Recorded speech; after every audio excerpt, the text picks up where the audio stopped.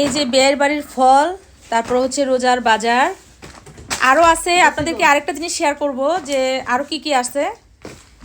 এটা হচ্ছে দুধের প্যাকেট। আমরা এখান থেকে অলরেডি একটু চা বানায় খাইয়ে ফেলছি।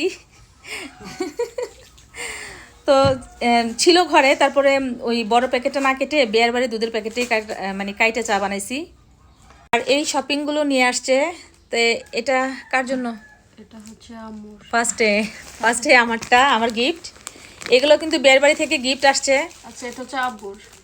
আচ্ছা, নামটাও দেখো, সুন্দর করে নাম লেখা নিয়ে আসছে। এই যে আর এটা হচ্ছে সিনথিয়ার। এটা যাক একটু ছুটে গেছে, সমস্যা নাই। এটা হচ্ছে মেয়ের। এটা দাদুর। এটা হচ্ছে আমার শাশুড়ির জন্য, দাদু লেখা আছে। আর এটা তো না হয়ে অবস্থা খারাপ। এটা রবিন। এই যে এটা হচ্ছে আমার ছেলের জন্য।